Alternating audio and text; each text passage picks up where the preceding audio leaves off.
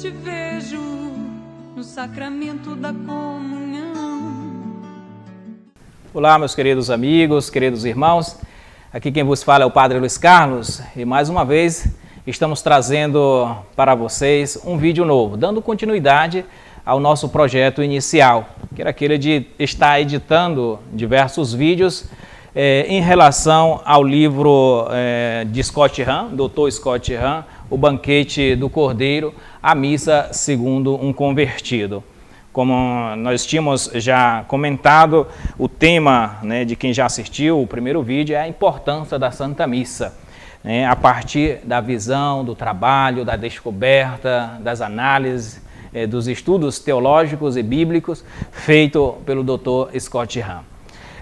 No primeiro vídeo, como vocês também já perceberam, foram ali 48 minutos. Teve algumas pessoas que disseram que são muitos minutos, Mas na verdade, como são vídeos de gênero, digamos assim, formativo, é quase uma aula, então ele tem uma durabilidade um pouquinho mais longa. Mas vamos tentar fazer um pouquinho mais curto, sem perder a qualidade do conteúdo em pauta.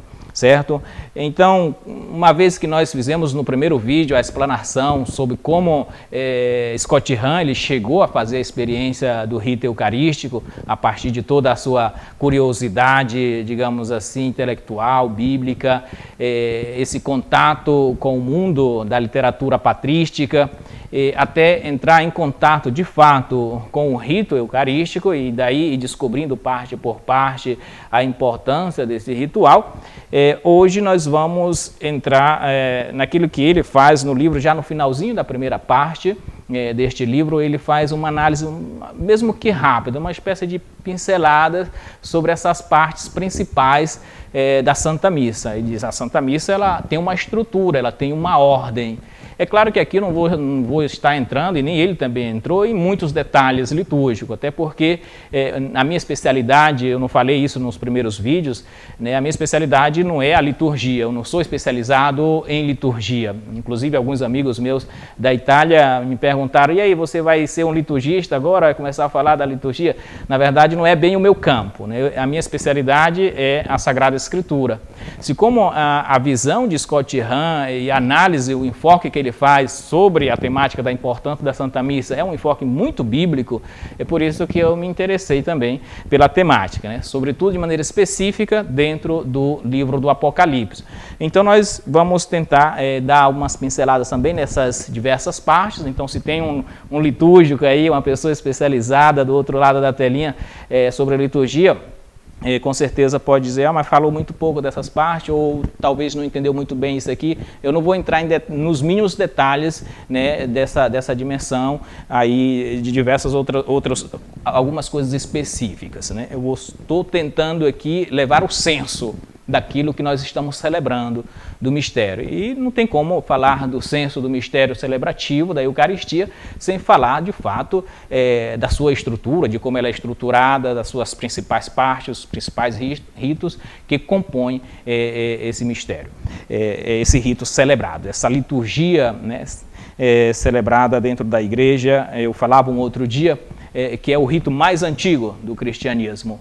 E de maneira específica, a Igreja Católica, ela nunca deixou de se encontrar com Deus e de celebrar, de fazer memória à Páscoa cristã através da liturgia. E tem gente que pensa que a Santa Missa é algo sem ordem. Scott Hahn, ele chega um momento que ele diz, os românticos pensam que basta chegar e sem ordem e se encontrar ali e fazer a fração do pão, celebrar a fração do pão, a presença real de Jesus. A missa ela não é desordenada, nunca foi, desde os primórdios, desde o início, na sua origem, ela sempre teve a sua estrutura muito bem distinta, o momento da palavra, o momento da fração do pão. Então, esses momentos sempre foram muito bem esclarecidos e são muito bem registrados. É claro que o rito ele vai se desenvolvendo, a comunidade cristã também vai se desenvolvendo e vai surgindo a necessidade de organizar, sobretudo, as leituras, Como a gente vai ver quando chegar na parte da liturgia da palavra, a gente vai tocar um pouquinho sobre esse assunto da palavra. Aí surge depois a questão do missal romano, que é onde está ali todas as normativas do rito, das orações eucarísticas. o Missal Romano, surge o Lecionário, que são esses livros com diversas leituras escolhidas, seja do Novo, seja do Antigo Testamento, e vai colocando ordem no modo de celebrar a Eucaristia. Ela vai criando um corpo cada vez mais organizado, cada vez mais específico, e isso é importante, porque tudo na nossa vida tem que ter uma ordem. Nós temos que saber quando as coisas iniciam, quando o evento ele está iniciando, quando ele está no meio, quando ele está terminando, senão fica sem nexo. Já pensou você iniciar um evento e não saber que hora vai iniciar e muito menos quando vai terminar?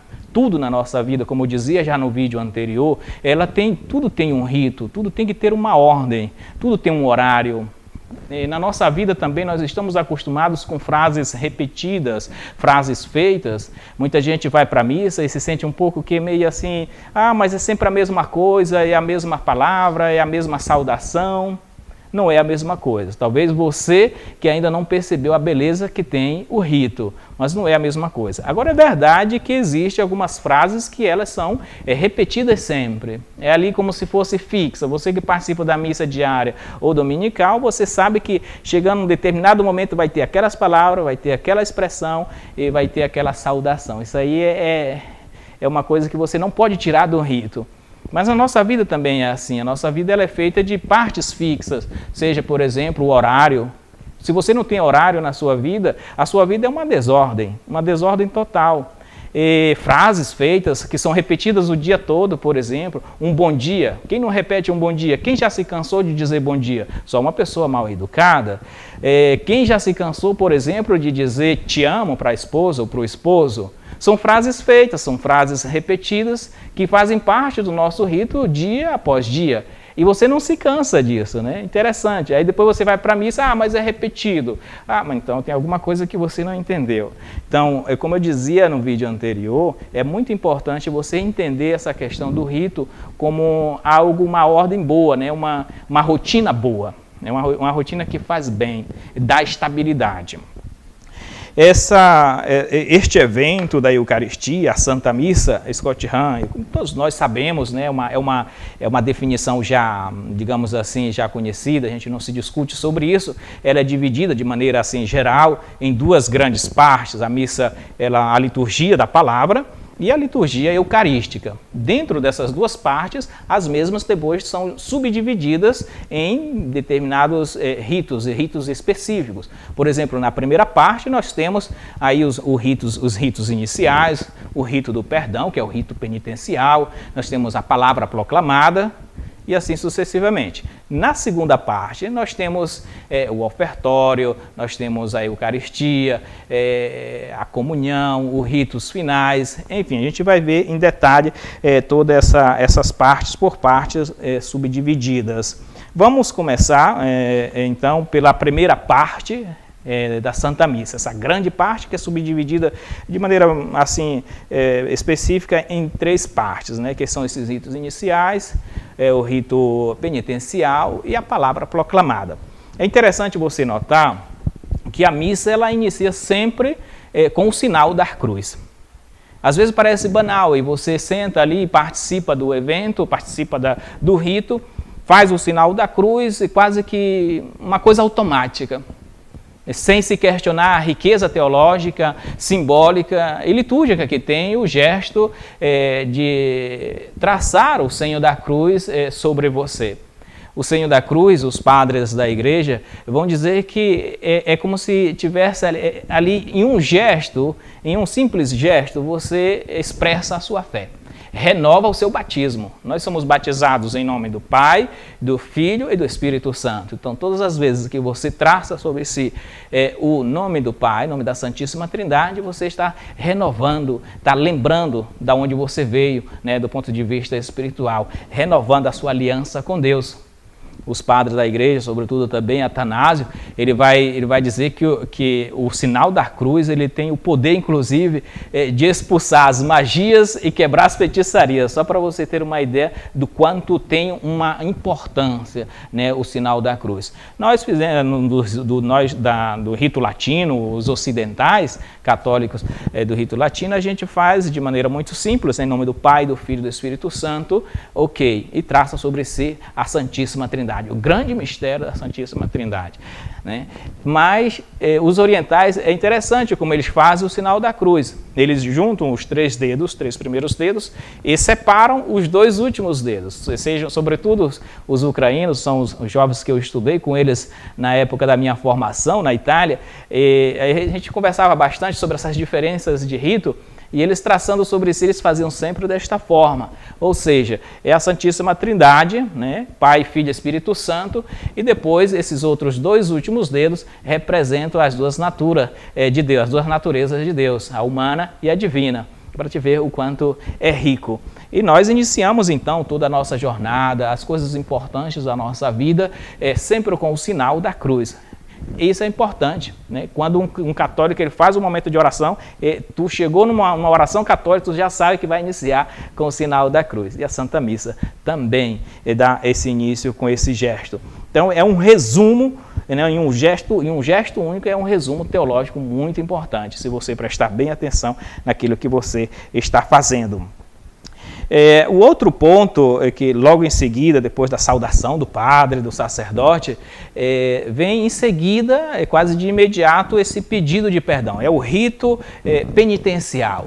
Nós não nos aproximamos de Deus, da escuta da palavra, sem antes pedir perdão. Olha que belo, né? Provérbio 24 vai dizer que o justo peca até 7 vezes ao dia. Então nós temos sempre essa necessidade de pedir perdão a Deus. E o rito eucarístico ele nos proporciona isso. Por isso, naquele momento, a gente faz o nosso exame de consciência. E já a Didaqué, que é um documento que foi criado para normatizar, digamos assim, a liturgia, é um documento dos anos 50 até 110, mais ou menos, os anos que ele foi composto, depois de Cristo.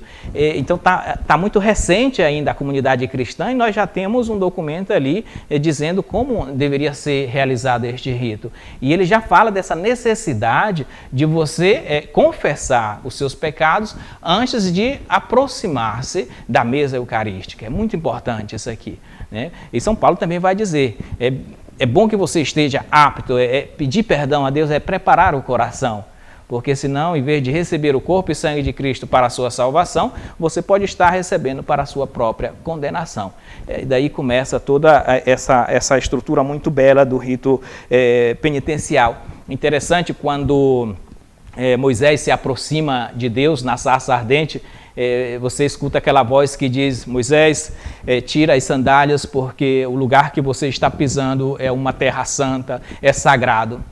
E a terra, ela simboliza ali a sandália, aquela parte suja, né? A parte inferior é onde você pisa nas coisas impuras, e é justo tirar as sandálias, tirar as impurezas. Dentro do rito eucarístico é um pouco um elo com esse chamado, com essa exortação. Tira as sandálias antes de se aproximar do mistério, seja da palavra, seja da Eucaristia. Tira as sandálias. Aí é pedir perdão, tirar as impurezas que estão dentro dos nossos corações. Logo em seguida, depois do perdão, né, da misericórdia de Deus derramado sobre nós. É interessante que a misericórdia é um dos tributos mais presentes, digamos assim, dentro da Sagrada Escritura, falando sobre Deus, o Deus misericordioso. Uma vez que se recebe, se faz a experiência do Deus misericordioso, daí começa, explode dentro desse rito um grande glória, é a festa, é a alegria do homem que experimentou a graça divina, a alegria do homem que confia em Deus, ele sabe em quem confiar, tem uma esperança de quem experimentou a providência divina, porque a misericórdia, o perdão de Deus é providência divina. Nós não merecemos, é puro mérito, é pura graça, mérito não, é pura graça. O perdão de Deus é pura graça. E aí essa assembleia reunida sempre se alegra, faz festa, uma vez que recebe então o perdão de Deus. E logo em seguida temos a coleta, enfim, temos todas as outras coisas, mas aí já se caminha para essa outra parte mais específica, que é a palavra de Deus proclamada. É interessante o rito da proclamação da palavra, porque não é uma palavra lida. Tem gente que ele não proclama, ele lê, mas é porque talvez não recebeu uma boa formação ou não está preparado para participar do rito, e ele vai ali e ele lê mesmo. Quem a Assembleia percebe e vê que ele não está proclamando, ele está lendo. E não é legal quando isso acontece, mas o sentido real desse rito específico da proclamação da palavra é exatamente esse, né? Dar atenção àquilo que São Paulo diz nas cartas aos Romanos, capítulo 10, 17. A fé, ela entra nos nossos corações através dos ouvidos, através do escutar. O chamar Israel é escutar. Quanto mais você escuta a palavra, mais essa palavra vai entrando no teu coração, vai criando raiz. Atenção que São Paulo ele diz que a fé ela nasce da pregação, do anúncio, da palavra anunciada, não da palavra lida. Às vezes eu não vou para a missa, eu não vou para o culto, eu não vou para nenhum canto, eu tenho a minha Bíblia, eu leio a minha Bíblia e basta. Atenção, que São Paulo diz é a palavra proclamada, não só lida. Às vezes a leitura ela é mais para um conhecimento, é um estudo, mas dentro da liturgia, o lugar, isso é muito belo dentro da liturgia católica, porque a Bíblia Sagrada ela tem um lugar específico, que é a liturgia. Aquele é o lugar sagrado da Sagrada Escritura. Não é a estante, não é outro lugar, ou não é só dentro do carro, ou não sei por onde. O lugar específico da Sagrada Escritura é a Eucaristia, é a Santa Missa, é o rito, é a liturgia, é um culto. Nós rendemos um culto a essa palavra, porque é palavra divina. O mesmo valor que o católico dá, o mesmo sentimento e atitude de adoração que ele dá ao corpo de Cristo, ele também tem que dar à palavra, porque ali é presença real também. É Deus falando, é Deus anunciando, é Deus te ensinando, é Deus te corrigindo, é Deus te exortando, é Deus te transformando. Quanto mais você escuta a palavra, mais você vai sendo transformado. Um homem que participa constantemente de encontros de oração, onde tem a palavra, seja na Santa Missa, seja no culto, seja num grupo de oração, ele está sempre em transformação. Eu dizia um outro dia na missa para os fiéis aqui em Dom Eliseu, que uma pessoa que participa da missa o ano inteiro, né, sem faltar, quando ele começa, se ele for fazer uma análise de janeiro a dezembro, se ele foi uma pessoa que participou de verdade, viveu o mistério, ele não será o mesmo homem, não será a mesma mulher, porque a palavra ela vai te transformando, ela vai te corrigindo. Isso é muito belo, escutar a palavra anunciada, proclamada neste sentimento de cultuar a palavra, adorar a palavra de Deus, né? E Scott Hahn, ele dizia uma coisa interessante, falando da liturgia. Ele dizia que quando ele era ministro protestante, calvinista, ele dizia que tinha momentos que ele sentia essa necessidade quase de ter um missal, ou melhor, o lecionário, né? O lecionário na Igreja Católica é esse livro onde ele recolhe todas as leituras do Antigo e do Novo Testamento de maneira muito ordenada e cronológica, bem colocada, para ser celebrado o rito. E ele dizia, às vezes eu sinto essa necessidade também de fazer quase uma liturgia dos textos sagrados. Porque, às vezes, quando a gente não tem esse rito, a gente fica escolhendo textos, né? Eu escolho o texto melhor, o texto que eu gosto. Hoje, por exemplo, eu vou fazer um momento de oração, vou escolher o texto que eu gosto, o texto que eu acho que é melhor para hoje. Na Igreja Católica é diferente. Não é o sacerdote que escolhe os textos já estão ali, né? Do Antigo Testamento e do Novo. Então você chega, a palavra está ali. E aquilo que eu dizia já no primeiro vídeo, durante 3 anos praticamente você vê toda a Sagrada Escritura, quase toda. Então não fica textos por lá de fora, não fica textos aí que você nunca vai ler. Isso é muito interessante, porque às vezes quando você escolhe os textos, pode ser que você passe anos e anos sem ler um texto do Antigo, ou um texto do Novo, ou um texto de um determinado livro. Só porque você ainda não teve o conhecimento, ou você acha que não é adequado, enfim.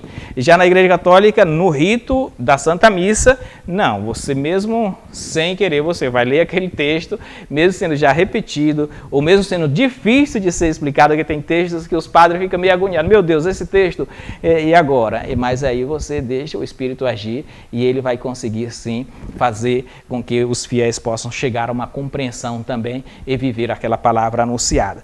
E, de fato, logo em seguida, uma vez que é proclamada esta palavra, proclamada, guarde bem aí na sua cabecinha, a palavra tem que ser proclamada e não lida, né, dentro da liturgia, tem a homilia. E a homilia é onde Deus fala também. Deus fala através do sacerdote. até mesmo através de uma homilia, às vezes quase que monótona, meio que perdido, de um padre muito simples, Deus pode estar falando ali. Aquele momento Deus fala, quando o sacerdote deixa Deus agir, ele fala através do sacerdote. Ele só não fala através do sacerdote quando o sacerdote não deixa. Quando nós, em vez de deixar o Espírito agir em nós, a gente coloca nossas ideias, coloca nossas opiniões, aí a gente vai meio que bloqueando ali a ação do Espírito. Isso é um cuidado que nós temos que ter, sim, como sacerdote, no momento da pregação, no momento da homilia, nesse momento de você explanar a Sagrada Escritura. E o sentido é, de fato, levar, fazer com que as pessoas que estão escutando aquela palavra proclamada, uma parte que talvez ela não conheceu, uma parte um pouco meio obscura, não tanto fácil de compreensão, o sacerdote, na homilia, ele ajuda as pessoas a compreender e termina sempre dando uma orientação prática. É belo isso, essa questão da liturgia da palavra, porque é o momento que nós temos acesso à palavra de Deus. Pense no início, quando o cristianismo nasce e começa a se desenvolver. A cultura daquela época, seja na Grécia, seja em torno da Palestina, era um povo que não tinha muita formação, não tinha muito conhecimento, eram pessoas que não eram alfabetizadas. O grupo, ou a porcentagem das pessoas que tinham uma formação eram poucas. Então, essas pessoas, como é que elas tinham acesso à palavra de Deus? Tanto é verdade que já falava em outras formações, e nós sabemos disso, não precisa estar tanto assim repetindo, mas nós vamos ter a Bíblia Sagrada do modo como nós temos hoje, é tardivo, né? Então, na antiguidade, eles tinham os rolos, e não era simples assim para manusear, e ter um rolo desse não era fácil. Eles já não sabiam ler e nem tinha. Então, quando é que eles tinham acesso à palavra? Eles tinham acesso à palavra quando eles participavam da liturgia. E daí a palavra era explicada, daí que surge também a questão das imagens na igreja, os afrescos, né? Por quê? Porque era digamos assim, um método, era algo pedagógico. Ter uma imagem, uma cena da Sagrada Escritura numa parede de uma igreja, as pessoas chegavam, não sabiam ler a palavra, mas ele via aquela mensagem, aquela imagem desenhada, que às vezes é uma cena, a travessia do mar, a libertação do povo de Israel, é o sacrifício, enfim, são diversas, né? Os afrescos que tem, se você vai na Europa, sobretudo as igrejas europeias, elas deixaram muito bem marcado isso aqui. Você vai na Capela Sistina, por exemplo, e ali você pode dar uma aula a uma pessoa que não tem conhecimento de Sagrada Escritura, uma pessoa que não sabe ler, mas você começa a explicar para ela, e é fácil, se torna belo. É uma metodologia simples e eficaz, né, para as pessoas que não tinham tanto conhecimento e muito menos a Bíblia na mão. Hoje todos nós temos a Bíblia, mas teve tempo na história que nem todo mundo tinha, né? Então, é por isso que eu repito, o lugar próprio, por excelência da palavra de Deus, é a liturgia. Terminado esse momento, digamos assim, da homilia, aí nós vamos para o creio. O creio é o grande drama, como diz alguns teólogos, porque por essa oração, para a formação do creio, e ao creio na sua forma, digamos assim, reduzida, o credo de Niceno, muitas pessoas morreram, né, para que essa oração fosse oficializada, rezada, cantada dentro da igreja. Então é o grande drama do nosso dogma, pessoas morreram. Então precisa você, Scott Hahn diz, nós precisamos dar atenção a cada palavra colocada dentro do creio. Terminado o creio, aí a gente termina, digamos assim, de maneira oficial, essa parte da liturgia da palavra, né? Essa primeira parte da liturgia, essa primeira grande parte da liturgia da missa. E daí a gente vai para a segunda parte, que é a liturgia eucarística. E a liturgia eucarística também muito bela. Começa com o ofertório. Você vê aquelas pessoas levando o pão, levando alguns símbolos, e ali começa a liturgia eucarística. Nas igrejas orientais, ainda hoje, muitas delas são as famílias que preparam o pão. O pão ázimo são elas mesmas que preparam, e quando é no momento do ofertório, elas levam e entregam ao sacerdote, e depois o rito dá continuidade até chegar à consagração e à distribuição. mas é belo ver a comunidade levando, né? E nós, naquele momento, a gente consagra, a gente entrega ao altar de Deus, seja o pão, né, para ser consagrado, mas também entregamos a nossa humanidade. E Deus pega o pão, pega a humanidade nossa e torna divino, torna eterno, Ele transforma. Aquele momento do ofertório não é o momento só de dar a moedinha lá, não é só o momento de dar o seu dinheiro, é o momento de você dar, sobretudo, a sua pessoa, para que ela possa ser transformada. Então você está percebendo que a missa ela vai te conduzindo passo após passo para levar a um encontro definitivo, uma experiência real com Deus. Então nós chegamos na mesa, você já escutou, já conversou, já dialogou, já meditou, já pediu perdão, chegou na mesa. Vocês estão percebendo que a missa, o ritual dela, de maneira muito simples, é um encontro? É um encontro. Um encontro onde tem um convite, onde tem uma pessoa que é convidada e onde tem uma família ou uma pessoa que acolhe. Para uma pessoa vir na minha casa, eu convido essa pessoa. Quando ela chega na minha casa, nós conversamos, nós dialogamos. Ninguém, só se você tiver muita intimidade com a família, você chega e já vai diretamente para a mesa. A não ser que a casa seja muito pequena.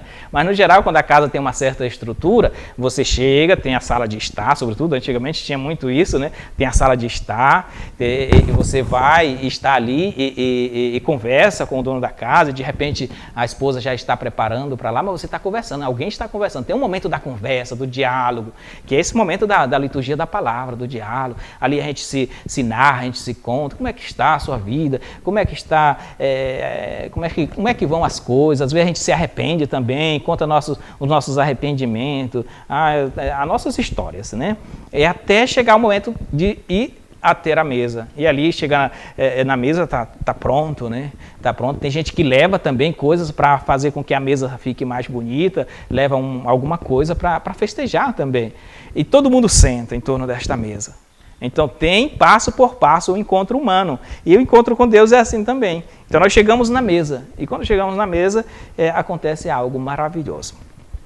O grande convite da Santa Missa, e aqui ele se concretiza de maneira assim, muito concreta, mesmo muito forte, é o convite de elevar os corações ao alto. Quando no missal o padre vai iniciar, no prefácio, ele vai chamar, vai dizer corações ao alto. O Senhor esteja convosco, depois corações ao alto. Aquele momento é forte porque ele convida a Assembleia inteira a elevar os corações. Nesse momento nós temos que entrar no céu. Começa a se misturar essa Assembleia terrena, né, reunida em torno do Cordeiro Jesus Cristo, com essa Assembleia celestial. Corações ao alto. E naquele momento, muitas das vezes, você que é católico, você já quer ir até embora. Porque, já escutei a palavra, já fiz o perdão e tal, já escutei a palavra e pronto, para mim basta. Escutou a homilia do padre, o sermão do padre, está ótimo. Quer ir embora já. E naquele momento o padre convida, o sacerdote convida o quê? Faz o convite de elevar os corações altos. Agora você está pronto para subir. Agora você está pronto para entrar no céu. Agora você está pronto para se sentar do lado dos santos, dos anjos e clamar 3 vezes santo. É belo isso. Então aquele momento é o momento de você, digamos assim, de se desligar um pouco de todas as preocupações, daquele vexame de querer já sair, de querer ir embora e subir, né? Entrar em intimidade com Deus. E daí começa esse grande convite e começa então a tua possibilidade, ali tem a possibilidade de você ser arrebatados ao céu. Nós somos arrebatados ao céu. Não somos totalmente porque às vezes a gente está descuidado, a gente não escuta esse convite, mas se você escutar de verdade, você se desliga e sobe, é levado também ao céu a fazer essa experiência com Deus. E ali junto com os anjos, os serafins, a gente canta esse santo, 3 vezes santo, né? Santo, santo, santo. Isaías, no capítulo 6 e no versículo 2 a 3, diz exatamente isso. Acima dele, em pé, estavam serafins, cada um com 6 asas, com 2 cobriam a face, com 2 cobriam os pés, e com 2 voavam. Eles clamavam uns para os outros e diziam: Santo, Santo, Santo é Yahvé dos exércitos, a sua glória enche toda a terra. Nós repetimos todos os dias esses 3 vezes santo dentro da liturgia também, reconhecendo o que? O Cordeiro de Deus em cima do trono, em cima do altar. Daí então chegamos ao momento também muito importante, que é o momento da epíclese, o momento da consagração. O momento que o sacerdote, com as suas próprias mãos, invoca o Espírito Santificador para consagrar as oferendas, né, do pão e do vinho.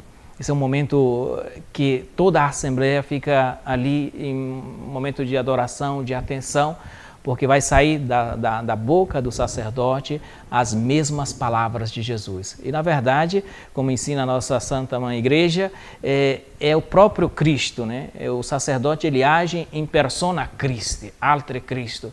É o próprio Cristo realizando. E quem é sacerdote, ele sabe e sente o quanto é forte aquele momento para ele, dizer as mesmas palavras de Jesus, se colocar no lugar de Jesus.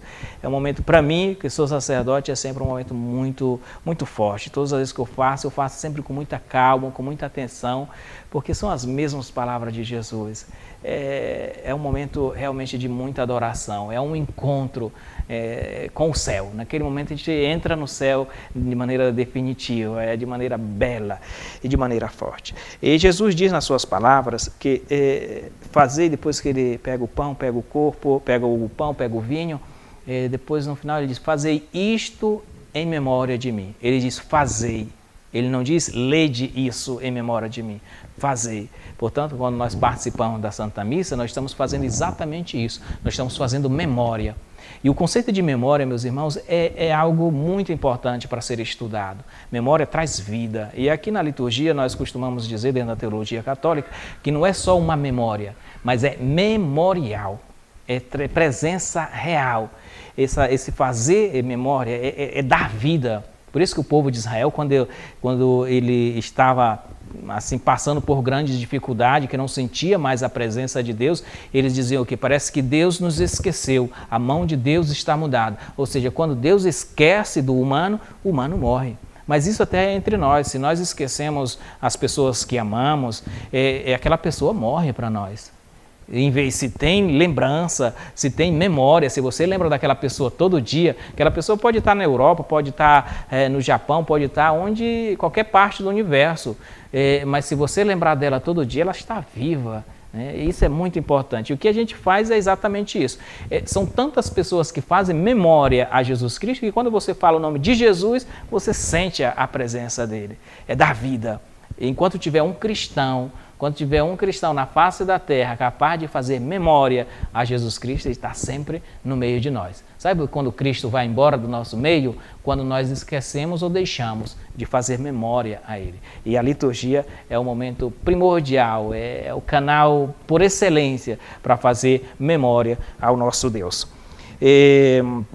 Depois dessa epíclise realizada, a consagração, o povo todo, a Assembleia inteira, responde com a famosa doxologia, que é o grande amém. O amém é dizer: nós concordamos, nós te adoramos, nós concordamos, é verdade, amém. São Jerônimo, ele dizia que quando nas igrejas de Roma era celebrado este momento, e quando a Assembleia inteira, em peso, dizia amém, os templos pagãos, eles se estremeciam, tremiam de medo, para ver o quanto era forte este momento de encontro entre a humanidade e Deus, quando o céu toca a terra naquele momento. Logo em seguida, e aqui nós vamos já à conclusão, né, com esse grande amém se conclui essa parte, digamos assim, da liturgia eucarística. Vem para concluir. Por isso que o amém, ele é importante, mas nós não podemos banalizá-lo. Eu acredito sempre que o amém ele é muito importante para ser dito dentro de um contexto litúrgico.